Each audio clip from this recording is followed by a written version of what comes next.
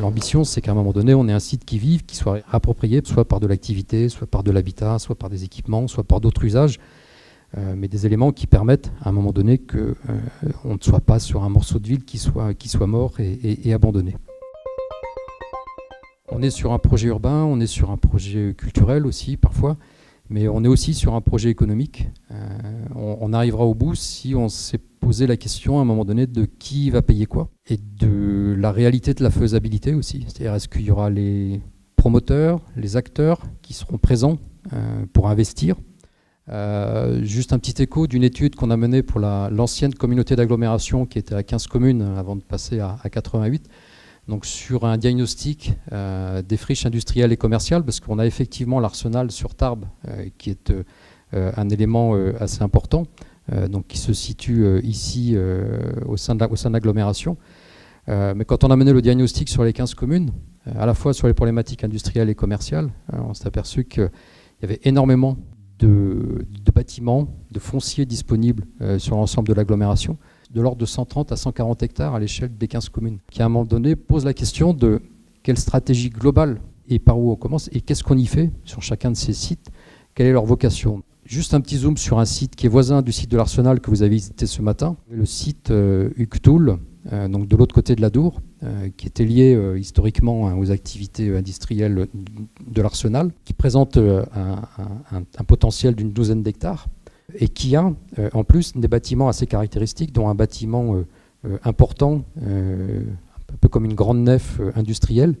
On se dit, mais qu'est-ce qu'on en fait au regard de tout le foncier bâti qui est aujourd'hui disponible? Est-ce qu'on ne trouve pas une piste plutôt pour regarder cette trace de l'histoire, de la mémoire, et puis donner un autre usage, avec une proposition qui est de dire ici, pourquoi pas y créer un grand espace public sur lequel on garde juste l'ossature du bâtiment.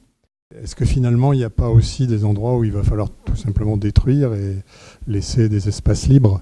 La reconquête au profit du milieu naturel et agricole, oui, ça a été proposé sur certains secteurs parce qu'il y aura peut-être plus de chances d'avoir cette valorisation sur ces terrains, puisque ça n'a plus aucune valeur, donc les propriétaires ne s'y intéressent pas forcément, quoi. En fait, on part du principe que tout peut avoir une valeur patrimoniale, un sol, un mur, une brique, une ligne d'arbre, un tracé parcellaire, autant qu'un bâtiment classé ou non classé d'ailleurs. Même le savoir-faire peut faire partie de cette question du patrimoine. Là, pour le coup, un site industriel, le village s'était construit autour de cette usine de réalisation de bus automobiles. Et donc l'idée était de conserver cette trace historique dans le but de faire une salle des arts vivants, enfin de théâtre et de musique. On avait trouvé intéressant la typologie des ouvertures et des fenêtres existantes. Et comme manière de garder cette trace et de la retravailler, de la transfigurer, on l'avait adapté à ce que ça pourrait être pour une salle de spectacle. Et donc on avait transformé cette fenêtre habituelle de béton en mur rideau également béton, en gardant les mêmes proportions, mais en lui donnant un caractère ludique et de spectacle sur l'intérieur et sur l'extérieur, quoi, du coup.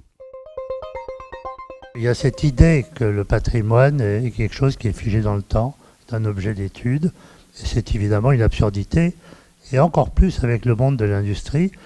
Et je trouve que ces patrimoines de l'industrie ont aussi une grande qualité, c'est un pragmatisme total et absolu, une architecture, j'allais dire presque militaire ou d'ingénieur.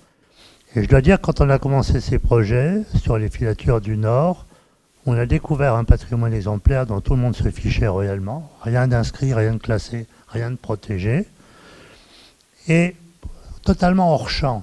Et on a eu une liberté incroyable. Là, on a introduit des petites colonnes pour en faire un bâtiment de la Renaissance. C'était vraiment un petit jeu sémantique sur l'usine Leblanc, simplement parce qu'on voulait faire des logements derrière.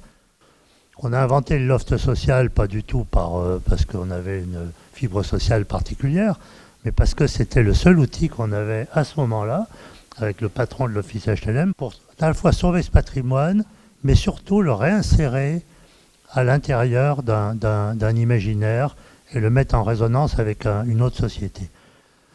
Alors, un chapitre rapide sur l'esprit idéal, sur l'architecture répétitive.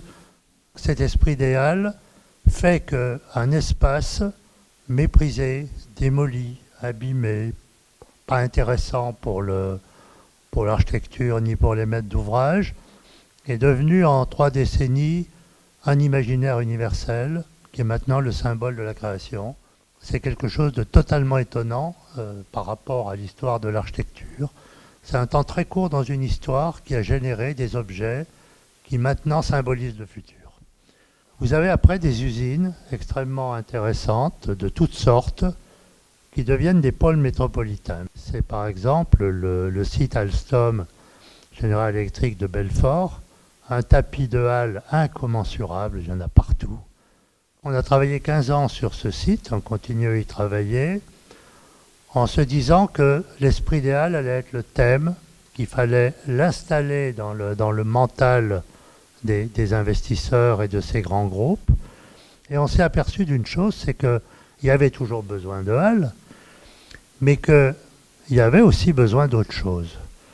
Et on a proposé une démarche en touche de piano, c'est assez bête, hein. On a une façade contemporaine et une façade historique. Et après, on joue sur le curseur. Alors, il y a profusion de halles, c'est-à-dire qu'en détruire la moitié fait ni chaud ni froid, c'est-à-dire il n'y a pas de problème patrimonial, tout le monde s'en fiche, je veux dire, si je peux dire. Donc c'est vraiment nous-mêmes qui avons dit, vous avez un lieu universel, vous allez en profiter, et en même temps on va répondre à vos besoins. Cette question des halles, pour moi, c'est une question essentielle, et c'est une question qu'il faut avoir à l'esprit tout le temps et partout. C'est-à-dire que dès qu'on a dans une ville, et avec une valeur de localisation convenable, un espace de halle, on est à peu près sûr du résultat. Et je crois que l'Arsenal, ici, va jouer profondément sur cette notion, et que le fait de révéler ces charpentes et de les faire vivre crée un lieu assez exaltant sans beaucoup d'efforts. Et je crois beaucoup dans notre époque, à cette idée d'attracteurs territoriaux, c'est-à-dire des lieux dont l'essence est de raisonner sur des périmètres assez larges. Je crois que c'est un élément important dans les métropoles contemporaines. Et en regardant l'Arsenal, je commence à concevoir que Tarbes est une ville qui d'une certaine façon ne croit pas en population ou même perd sa population, alors que l'Arsenal est en train de devenir un attracteur territorial.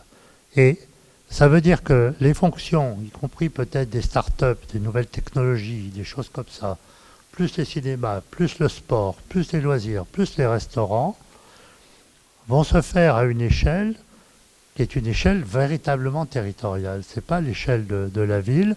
Et ce n'est en rien concurrent avec le centre-ville, c'est quelque chose d'autre qui peut se créer. Vous avez sous la main des richesses incroyables, vous êtes trop riche, vous êtes trop près de la mer, de la montagne, de la nature, vous savez pas où aller, il y a des tas d'endroits où aller. C'est-à-dire que, et je pense qu'à un moment où il y a un point focal, surtout prenez-le, quoi.